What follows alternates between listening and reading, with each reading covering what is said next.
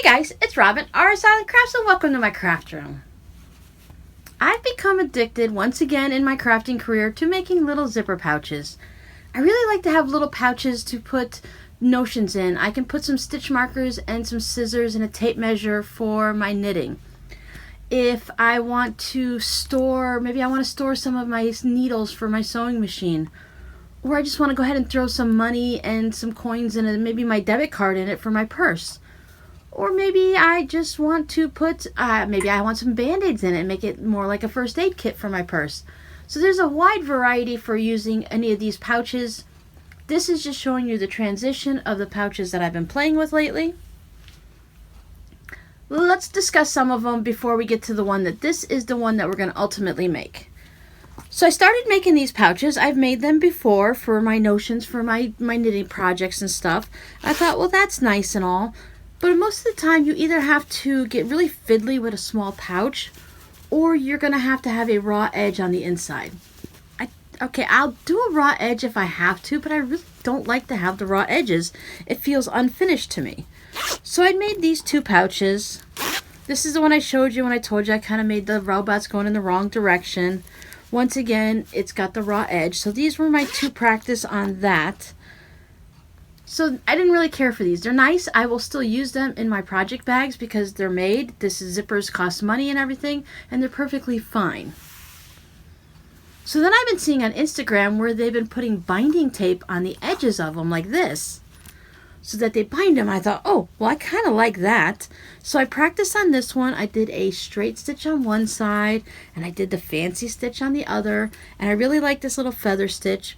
Except I learned you definitely need to have a leader, a piece of fabric that you stitch on first, because otherwise it kind of gets all bunched up in this thick part here. So you say, okay, Robin, so that pouch looks pretty good. Do you like it? Well, I do, except I didn't quite pay attention completely, and this is my lining. So I quilted my piece of fabric, and then my lining was separate, and when I put it together, I didn't catch my lining. So I'm going to have to take this one apart, because I don't want to waste a zipper, because once again, I feel like zippers aren't too expensive, but when I only have a few in the house, I don't want to just throw it away. So I do like to take things apart, and I will reuse it. Zippers are pretty sturdy. You can take apart over here on the little zipper tape and unthread it, and everything still works out fine. So then this morning I said, let me try again. And this time I went with a little bit wider binding on the side here, and I attached it just a little bit differently, and as you can see, I still have it quilted on the diagonal, and you can see where I stitched my binding down, and I just went with a straight stitch. So then I made sure that I got my lining in before I put the binding down. I did a little bit of an extra step to make sure I didn't have any problems like I did with this one, because I really do like this sky fabric. And I used a version of it here. This is this one on here. So this came out a little bit, and I like the way it turned out. I thought a sky fabric with clouds with the ladybugs would be good. So let's make these today. Now, whatever size piece of fabric you start with, that's going to be your pouch. I'd started these with 10-inch squares. And I took about a 10.5, 11-inch piece of cotton batting, and I went ahead and quilted it. If you don't want to have it quilted and you don't want to use batting on it, you can use fusible fleece, or you can use a lightweight or medium weight stabilizer or interfacing to hold it, and it'll make your fabric just a little bit sturdier.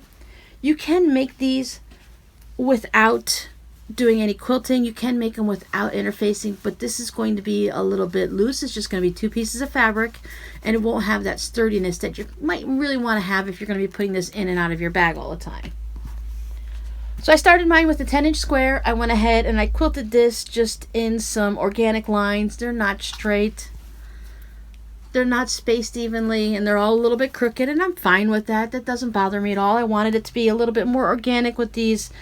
I believe they're supposed to be butterflies, but they're like butterfly wings. There's no actual butterflies, so maybe they might be petals off of a flower or something, but I see them as butterflies. And then I cut myself a lining fabric the same exact size. If you are not using batting, let's say you interface this and you want it to be a little sturdier, you can go ahead and interface both pieces. if one of these is denim or corduroy or linen, you might not need to use any type of interfacing at all, or you might want to just interface your lining. This is one of those figure it out as you go along. You can make it any way you want and use anything that you happen to have in your craft room at the time. When I'm making these, a lot of times I just want to use what I have. I don't want to have to run to the store and pick up anything or order anything online. I just kind of make do with what's in the house.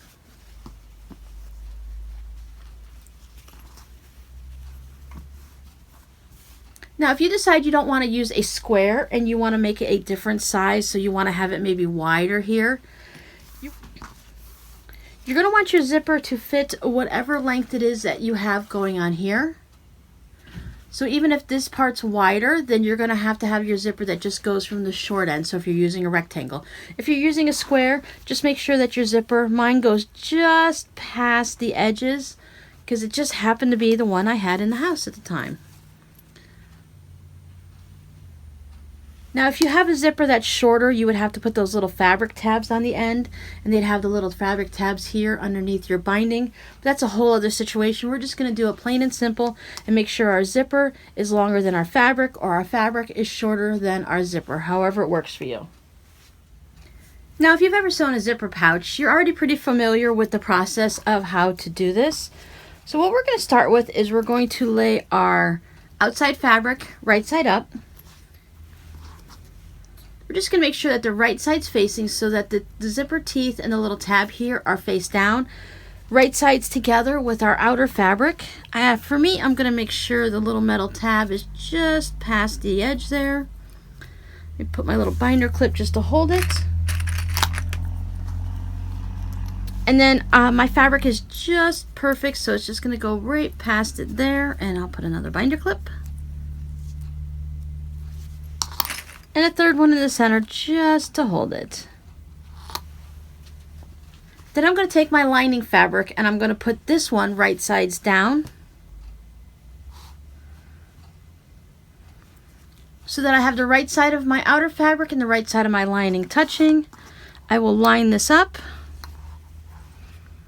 so that I can reclip it.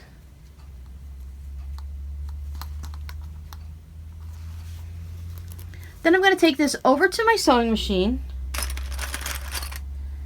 and using my zipper foot, I'm just going to stitch it down like I would any other zipper pouch. I'm just going to let my zipper foot glide right along the edge here so it touches up against the zipper teeth, and it's going to be about a quarter. And then there it is. It's all stitched down. As you can see, it's just about a quarter of an inch from the edge. Then I'm going to open this up. You can take it to your iron if you want, and you can press the top over and then the lining so that they're both together like this. You could put some clips in it and some pins in it, whichever works for you. Sometimes I just go ahead and hand press it just so it stays out of the way, especially if you're using batting, because your lining fabric is just going to want to stick to that batting. And what I like to do next, while this is still just one part of it onto the zipper, I go ahead and do a little top stitch across here. Now, depending on where you are in your zipper tape and how close you happen to be to here. Now, I do have a lot of the tape showing. As you can see, I have these are over all the way to the edge, so there are a lot of the yellow, the color part of the zipper, and I kind of like that. So when I top stitch, chances are I'm going to do 1/8 of an inch, and chances are I'm going to be going off of the zipper tape, and that's okay. I just want to secure both the top and the lining fabric together, so when I'm using the zipper, or anyone's using it, this lining fabric doesn't accidentally ride up and get stuck in your zipper. Sometimes when you purchase a zipper pouch from some of the ones from the cheaper dollar stores and stuff like that, if they actually have a lining, the lining will creep up and get stuck in there. I'm sure we've all had it happen to us before, and it is not fun. So you can press this, be careful. This is a plastic zipper, so try to stay away from it. I do not use metal zippers because I like to be able to cut across of it and not have to worry about it, so I do tend to use plastic zippers more than anything. Make sure this is over, and then let me just go ahead and top stitch over, and I'll be right back. All nice and top stitched. I can see the color of my zipper still, so that's going to be a nice little accent against my fabric. Now when I'm making regular pouches, I suggest sometimes that if you want to use your decorative stitch to go across here, that would be perfectly fine. But with this type of pouch, I just do a straight line stitch, and I'm going to show you why. We don't have two separate pieces of fabric that we're going to be using on this. We just have the one with no seam on the back that folds around, kind of like when we did our tissue pouches. So it's going to be hard to do the next side if you're using too big of a stitch and your machine needs a lot of room to move around with the needle. So I just stick with a straight line stitch for this one. So now this part, it could get a little bit confusing. So what we're going to do is we're going to take our outside pouch only, the outside fabric of our pouch, and we're going to bring it all the way up to our zipper. I like to just make sure it's lined up here on the side and on the top. I'll put my little clippy in. Same thing here on the side. I'm still just going to leave my zipper tab over there. My zipper pull, it's going to be perfectly fine. We're not going to have to worry about that yet.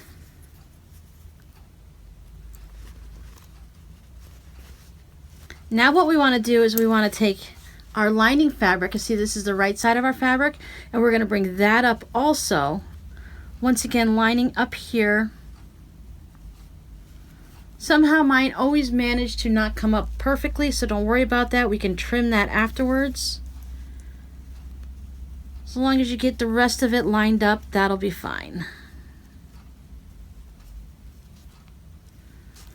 Now, so it looks like this. So you have your lining over here, and it makes this little bit of a hang, and then you've got your outside fabric over here. So this is what it looks like. So this is a part that I find that might be the most confusing to anyone.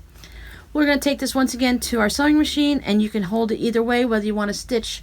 I usually end up stitching on the opposite side of the little pull here, because sometimes it's hard to get your sewing machine right here to get started on it. So I just flip it over and I start on that side, and I'm going to do the same thing. I'm going to use my zipper foot, and I'm going to go about 1/4 of an inch and stitch all the way through. Now we have everything stitched together again, and we have these two little channels like this. So now I go ahead and I just slide this zipper down. See, I got it caught on. You want to make sure you don't get it caught on your lining there, because I do it every time. Just kind of reach through and slide it down a little bit. It's going to make it easier to turn it the way we need to turn it right side out if the zipper is down a bit. You have your stopper still on it, so as long as you haven't cut that off, you don't have to worry about your little zipper tab coming off. And you want to turn this right side out so that you're looking at the outside of the fabric.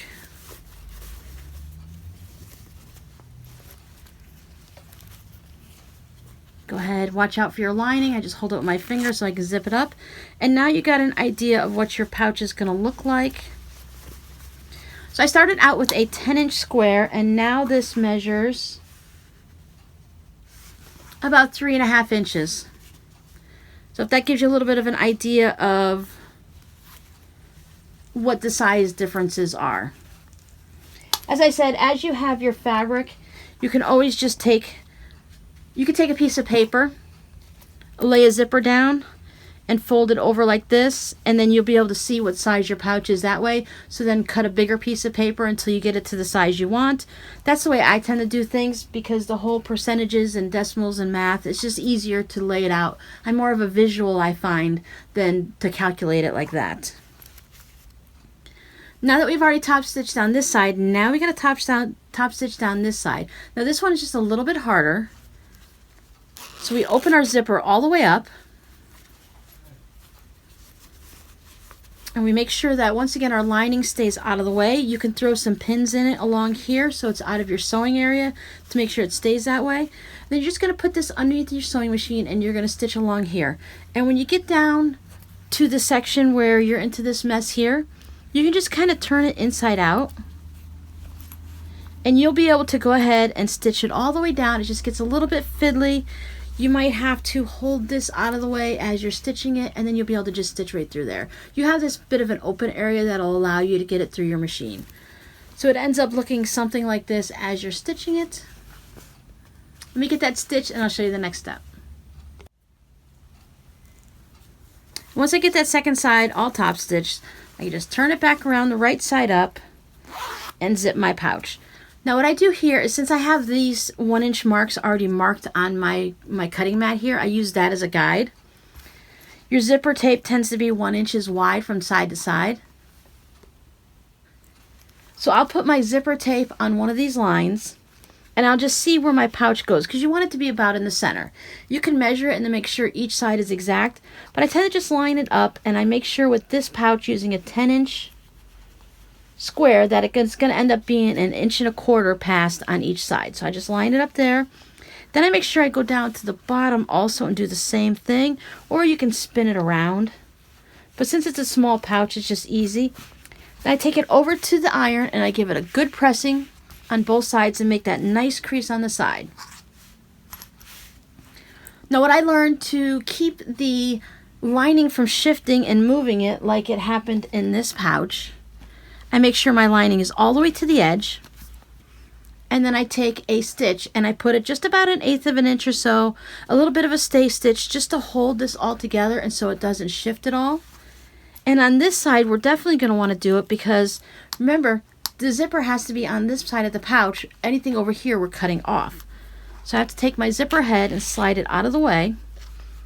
You can go ahead and put some pins in here or some clips. I'll have to zip it too far down. And then I'm going to go ahead and do the same thing, and I'm going to do 1/8 of an inch just to hold it and make sure everything stays in place. Make sure my lining is all the way out. Make sure my little zipper pull tab is on the inside. So this is what our pouch is going to look like when I'm done. I'm going to take this to the sewing machine and go ahead and do a little stitching. So as you can see, I've gone ahead and just did a little bit of a regular stitch. I didn't elongate my stitch. I just left it at the regular that my machine set at, about 2.5, I think. And I just went ahead and stitched across. This piece probably is a little bit wider than that piece, but it's still not going to be a problem. Then I'm just going to go ahead and trim. I'm going to trim off any of the extra batting that's sticking out. If these pieces weren't equal, if maybe this one stuck out 1/4 of an inch and this one somehow got pushed to the back. And this is why also it's easy to cut across the plastic zippers if you had the metal one. There's different ways you have to like take the teeth out and be careful when you're cutting so you get in between them all. It's just easier to use the plastic ones. Most of this is all gonna, well, all this is gonna get covered up, so any little extra string shouldn't be sticking out anyway, but I go ahead and just trim them up at this step. Once again, my zipper is on the inside. Before I end up cutting anything off, I want to double check. You see how it's got a little bit of a mess here? There's some extra, I can see some lining and some batting, and it's not all lined up perfectly. So I'm just going to go ahead, trim that. As I said, it's all going to get covered, but I kind of just like to trim it up because you definitely want to take off your little pieces of your zipper.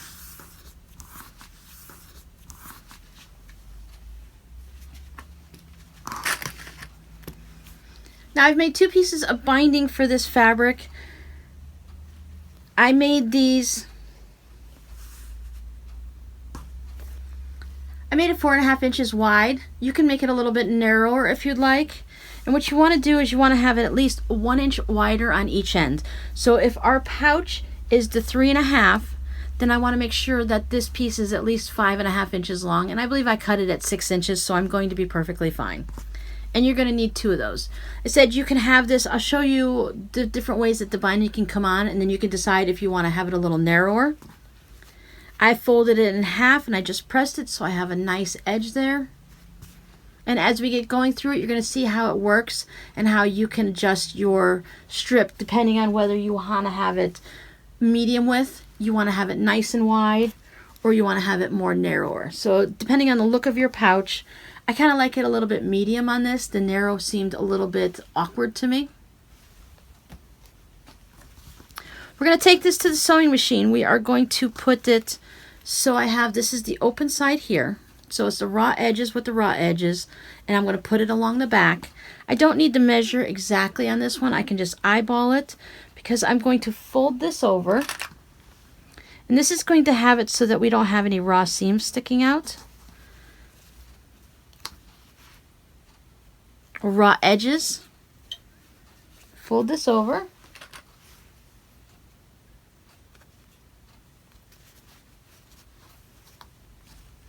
And as you can see here, this is where it's been folded over right there.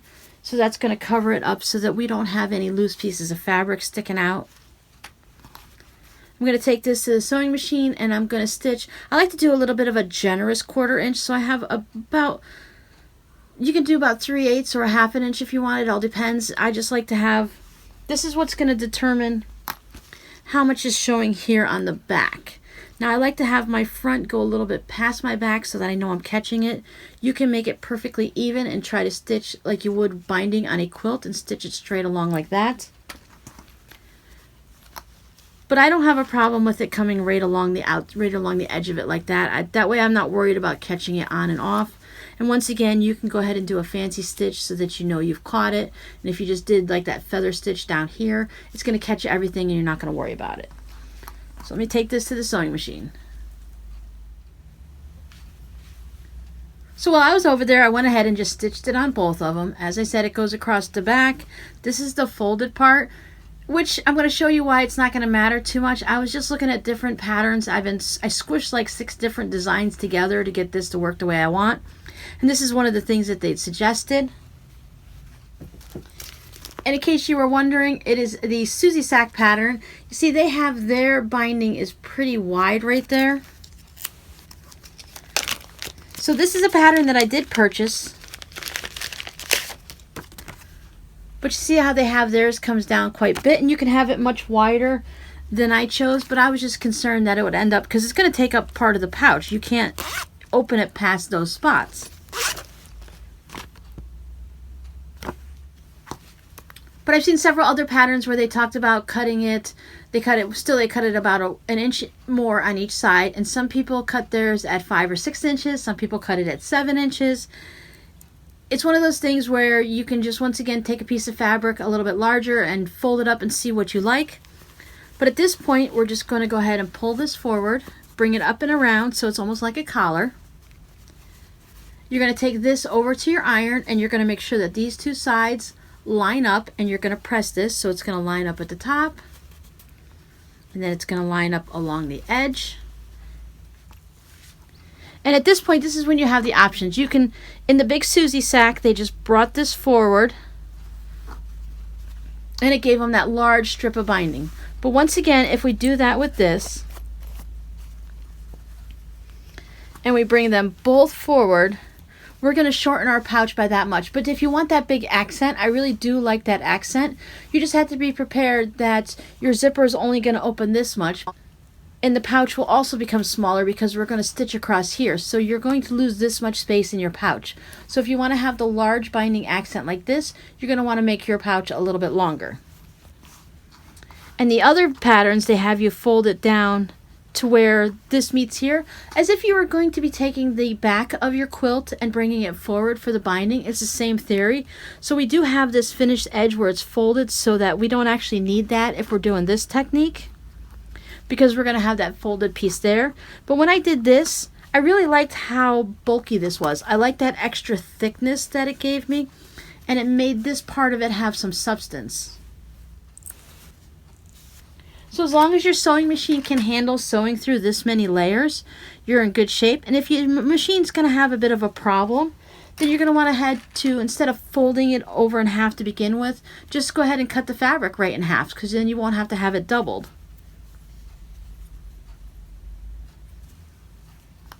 And that ends up making it thinner like this one. This one I did not have doubled, I had it single.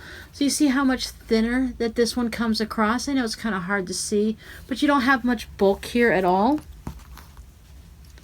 Where this one, you can see that you have much more bulk and abs. It makes it a little bit more substantial, and I feel I like that extra color. I like it a little bit wider on the end, and I like to feel like it's covering up those edges and it's not going to be anything I have to worry about later. Now when I did this, see how this one will come much farther than that? Now that works fine if that's what you like. If it's, let me leave this one on here. If that is too much and you don't want it to come that much farther past, when you fold this over, just don't bring this all the way down. Just bring it partly down, but whatever you do on one side, make sure you do on the other. See how I didn't come all the way to it? I just turned it down. Oh, about a 1/2 inch it looks like. And then when I bring it forward, I'm still going to bring it all the way up so it finishes up and touches the edge here. And that way, when I do this, I only have that little bit there. Now, if you mess with it and you get it just right, you can fold things and hold them over just perfectly so that it lines up even. And then that way, you're going to have your stitching go straight on the binding here. But then remember, you're going to be going through all these extra layers. So I just like to fold mine about 1/2 inch short so I can bring it forward, and when I stitch down and I top stitch along here 1/8 of an inch from the edge, it'll come right along the edge of this and not go through the binding. That way you won't hear the ka-clunk, ka-clunk, ka-clunk as you're going through it. You won't have all those extra layers. And as you can see, you could easily trim some of this down. Once again, if you didn't fold it in half, you would have it much thinner like this. So I'm going to go ahead and get this all straightened out and do a little pressing on. I'm going to take it to the sewing machine and stitch it, top stitch right across this edge. And then do the same on the other side so they match. Now once again, I started with a scrap piece of fabric so that I knew when I got onto here I wouldn't have a bird's nest. I wouldn't have any weird stitches going here. I did back stitch a little at the beginning and end of each of them. Just trim off my little threads. If you have any threads that are sticking out. Once you get the rhythm of this pouch and figure out your sizes and how everything goes together, it's a really quick project. It's definitely less than half an hour. You could probably do it in 15 minutes if you're just making the one of them. And then the zipper works nice. There's no lining sticking out this time. Just some loose threads that need to be cleaned up. You have everything clean. You can have your nice accents however you want your pouch to look. Each one can be a little bit different. As you see, I don't have it exactly the same. It's okay because they're not going to all be lined up like soldiers.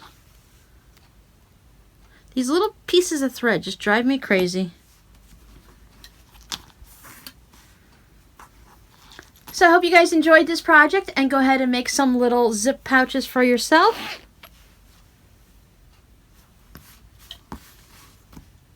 And I'll talk to you guys later. Bye!